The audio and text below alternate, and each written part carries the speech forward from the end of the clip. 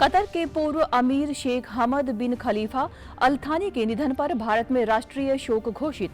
भारत की ओर से कतर जाएंगे केंद्रीय मंत्री किरेन रिजिजू।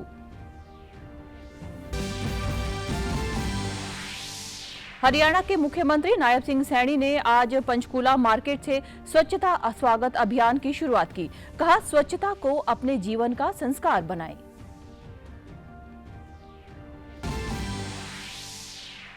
और पंजाब की मुख्य निर्वाचन अधिकारी आनंदिता मित्रा ने कहा, राज्य में 2 दिवसीय विशेष SIR शिविरों के दौरान 30 लाख से अधिक गणना प्रपत्र जमा। गणना प्रपत्र एकत्र करने की प्रक्रिया 24 जुलाई तक रहेगी जारी। नमस्कार, चंडीगढ़ से आपका स्वागत है। मैं हूं पायल। अब समाचार विस्तार से। भारत ने कतर के पूर्व अमीर शेख हमद बिन खलीफा अल थानी के निधन पर श्रद्धांजलि अर्पित करते हुए आज एक दिन का राष्ट्रीय शोक घोषित किया है। कल कतर के पूर्व अमीर शेख हमद बिन खलीफा अल थानी का निधन हो गया था।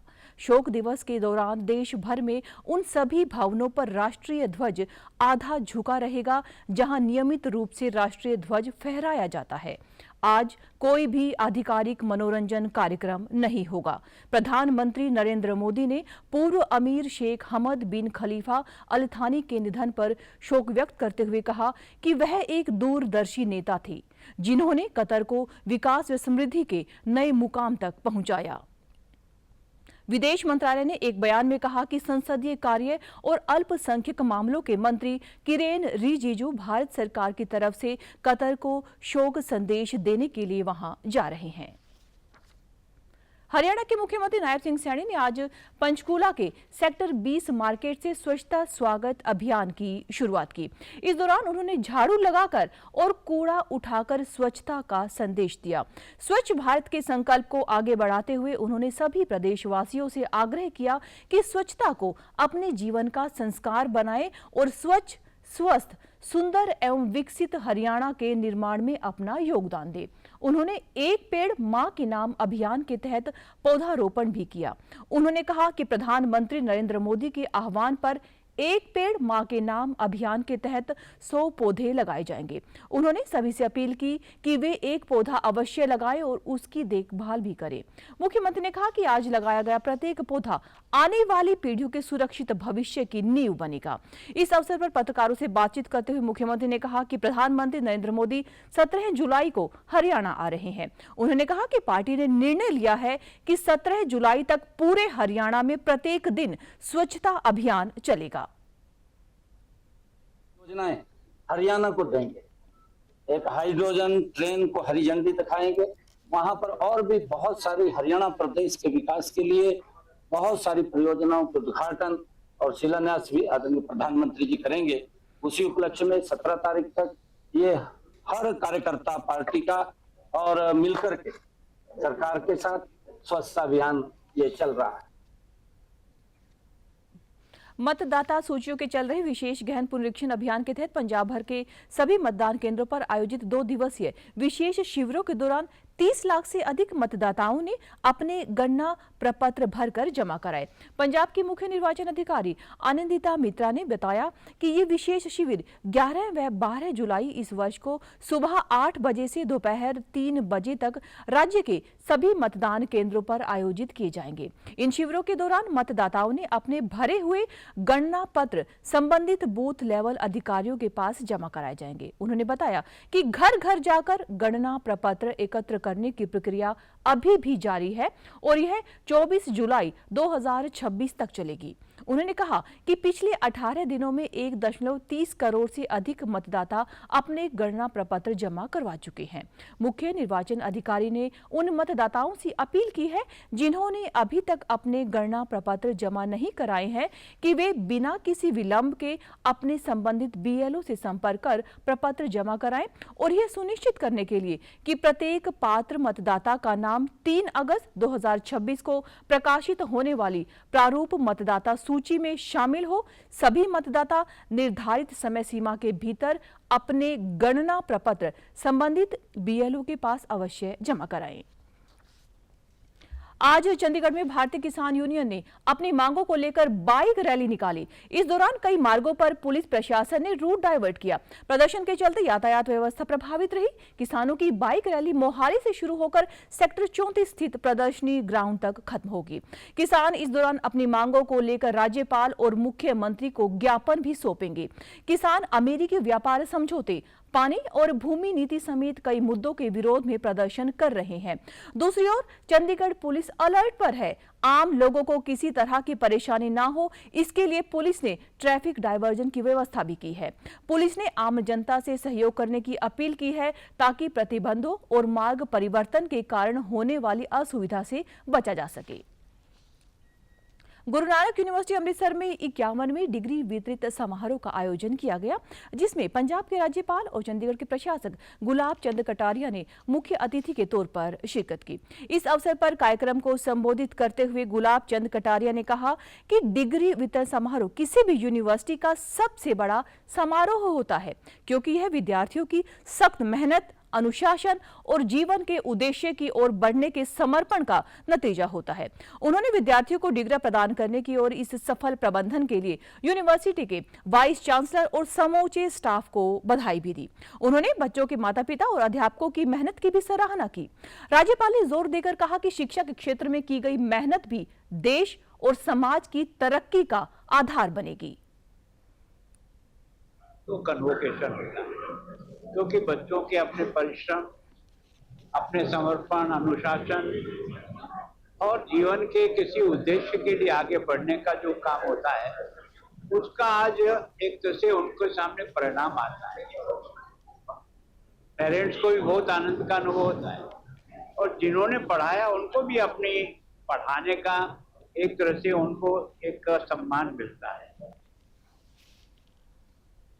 प्रधानमंत्री नरेंद्र मोदी के 17 जुलाई को PGI-MER चंडीगढ़ के प्रमुख स्वास्थ्य सेवा बुनियादी ढांचा परियोजनाओं का उद्घाटन, लोकार्पण और शिलान्यास करेंगे। 435 करोड़ की लागत से बने advance neuro sciences centre, advance mother and child centre और प्रधानमंत्री Ayushman Bharat health infrastructure mission के तहत 150 बिस्तरों वाली क्रिटिकल केयर ब्लॉक का शिलान्यास करेंगे। इस दौरान प्रोफेसर विवेक लाल, निदेशक PGI-MER ने मीडिया को संबोधित करते हुए कहा कि वो प्रधानमंत्री और स्वास्थ्य विभाग का धन्यवाद करना चाहते हैं। इस नए advance mother and child centre में अत्याधुनिक ICU सेंटर, वेंटिलेटर और गंभीर मरीजों के उपचार के लिए सभी सुविधाएं मौजूद रहेंगी। 1200 करोड़ 1200 करोड़ के प्रोजेक्ट्स हैं जो हमारे पीएम साहब, ऑनरेबल पीएम साहब नरेंद्र मोदी जी हमारे इनॉग्रेट करेंगे। We have got state-of-the-art OTs with comprehensive services under one roof. आपको जान के खुशी भी होगी, हैरानी भी होगी that annually PGI manages 6,000 deliveries. Haryana के मुख्यमंत्री नायब सिंह सैनी ने कल गुरु जंभेश्वर विज्ञान एवं प्रौद्योगिकी विश्वविद्यालय हिसार में आयोजित समारोह में शिरकत की। मुख्यमंत्री ने 7 करोड़ 58 लाख रुपए की उद्घाटन एवं शिलान्यास किए। इनमें से 6 करोड़ रुपए की लागत से बनने वाले कन्या छात्रावास का शिलान्यास स्वास्थ्य सेवाओं और चिकित्सा शिक्षा को मजबूत करने के उद्देश्य से विश्वविद्यालय में 1 करोड़ 40 लाख रुपए से बने नर्सिंग विभाग के भवन का उद्घाटन भी किया। इसी के साथ उन्होंने 18 लाख रुपए की लागत से बने खेजरली महाबलिदान स्मृति शिल्प एवं माता अमृता देवी सर्कल का लोकार्पण भी किया। उन्होंने नर्सिंग ब्लॉक का नाम चौधरी भजन लाल के नाम पर रखने की घोषणा भी की। परिसर में खेजरली महाबलिदान स्मृति शिल्प और माता अमृता देवी सर्कल का भी लोकार्पण हुआ है और इस स्मृति को स्थायी रूप दे करके साथियों केवल इतिहास का सम्मान नहीं किया है, बल्कि भावी पीढ़ियों के लिए एक जीवंत प्रेरणा का केंद्र भी यहां बनाया गया है। उन्होंने कहा कि नई शिक्षा नीति के उत्कृष्ट क्रियान्वयन में इस विश्वविद्यालय ने अनुकरणीय उदाहरण प्रस्तुत किया है। इसके लिए विश्वविद्यालय को हरियाणा सरकार के द्वारा नई शिक्षा नीति implementation excellence award 2025 gold category से नवाजा गया है। संस्कृत में प्रकृति का अस्तित्व बहुत महत्व रखता है, जिसका प्रतिनिधित्व गुरु जम्भेश्वर जी महाराज ने अपने जीवन और उपदेशों में किया। मुख्यमंत्री ने कहा कि सरकार शिक्षा के साथ साथ युवाओं के कौशल विकास पर भी बल दे रही है। उच्चतर शिक्षा मिले, इसके लिए हमने प्रदेश में हर 20 किलोमीटर के दायरे में राजकीय महाविद्यालय खोले हैं। साथियों, मुझे खुशी है 12 वर्षों से पहले 81 राजकीय महाविद्यालय थे, परंतु साथियों अगर हम देखें तो हमने इस समय के अंदर 31 महाविद्यालय तो हमने लड़कियों के लिए खोलने का काम किया है और इनकी संख्या हमने महाविद्यालयों की बढ़ा करके 185 की गई है। उन्होंने कहा कि हरियाणा सरकार ने स्टार्टअप नीति और कौशल विकास योजनाएं बनाई हैं। केंद्र सरकार ने संसद के आने वाले मॉनसून सत्र को सुचारू ढंग से चलाने और इसके कामकाज के बारे में चर्चा करने के लिए 19 जुलाई को ऑल पार्टी बैठक बुलाई है। यह सत्र 20 जुलाई से शुरू होकर 13 अगस्त तक चलेगा। इस अहम बैठक के दौरान सरकार के द्वारा सभी राजनीतिक पार्टियों को सदन में पेश किए जाने वाले मुख्य बिलों के बारे में जानकारी दी जाएगी और दोनों सदनों की कार्यवाही को बिना किसी रुकावट और शांतिपूर्वक चलाने के लिए सहयोग की मांग की जाएगी। सरकार की कोशिश है कि इस सत्र के दौरान देश के अहम मुद्दों पर सार्थक चर्चा की जा सके। पंचकुला के पिंजौर स्थित यादवेंद्रा गार्डन में चल रहा 33वां मैंगो मेले का कल समापन हो गया। 3 दिनों तक चले इस मेले के समापन समारोह में विरासत एवं पर्यटन मंत्री डॉक्टर अरविंद शर्मा और कृषि एवं किसान कल्याण मंत्री श्याम सिंह राणा उपस्थित रहे। समारोह में आम की खेती करने वाले प्रगतिशील किसानों को आम रतन और आम केसरी पुरस्कारों के साथ नवाजा गया, उन्हें सम्मानित किया गया।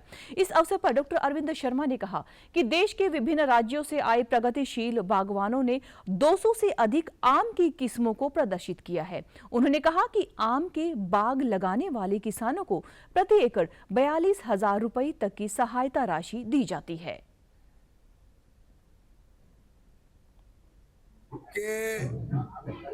मुख्यमंत्री जी के नेतृत्व में आम के बागवानी किसानों के लिए 42,000 रुपए, जो आम की खेती करेगा उसको 42,000 रुपए का पर एकड़ का इंसेंटिव मतलब सब्सिडी है। और उसके साथ साथ आम की बागवानी, आम की फसल के लिए भावांतर योजना भी शुरू कर दी है। माननीय कृषि मंत्री जी ने जो बताया है कि लगभग 1,900 से ज्यादा का भाव आम का MSP फिक्स किया हुआ है। वहीं हरियाणा के कृषि एवं किसान कल्याण मंत्री श्याम सिंह राणा ने कहा कि इस प्रकार के आयोजनों से आम की खेती करने वाले किसानों को आमों की बिक्री के लिए एक बेहतर मंच उपलब्ध होता है। उन्होंने कहा कि अगले वर्ष से मेले में फलदार पौधे भी प्रदर्शित किए जाएंगे और उनकी बिक्री की जाएगी ताकि मेले में आने वाले लोग पौधों को खरीद सकें। तो हम अगली बार जैसे वैरायटी आंबों की है, इन्हीं वैरायटियों के पौधे यहाँ पर रखेंगे। जिस किसान को, जिस भी साथी को जरूरत होगी वो यहाँ से आसानी से ले सकेगा, क्योंकि मेलों का प्रभाव तो तभी अच्छा रहता है तब हम जमीनी स्तर पे किसी काम को शुरू करेंगे। पेड़ पौधे लगाएंगे, बाग लगेगा, ऑक्सीजन आएगी और पर्यावरण शुद्ध होगा। प्रधानमंत्री नरेंद्र मोदी इस महीने की 26 तारीख को आकाशवाणी के मासिक रेडियो कार्यक्रम मन की बात में देश और विदेश के लोगों से अपने विचार साझा करेंगे। यह इस कार्यक्रम का 136वां एपिसोड होगा। श्रोता टोल फ्री नंबर 1800117800 पर कार्यक्रम के लिए अपने विचार और सुझाव भेज सकते हैं। वे नरेंद्र मोदी ऐप या माई GOV ओपन फोरम के माध्यम से भी ऑनलाइन अपने सुझाव दे सकते हैं। नागरिक 1922 नंबर पर मिस्ड कॉल देकर और SMS में प्राप्त लिंक का अनुसरण करके सीधे प्रधानमंत्री को अपने सुझाव भेज सकते हैं। आगामी एपिसोड के लिए सुझाव इस महीने की 24 तारीख तक स्वीकार किए जाएंगे। और आप हमारे समाचार YouTube channel DD news Chandigarh, Facebook DD news Chandigarh और social media X DD news CHD पर भी देख सकते हैं। तो समाचारों में आज के लिए बस इतना ही। नमस्कार।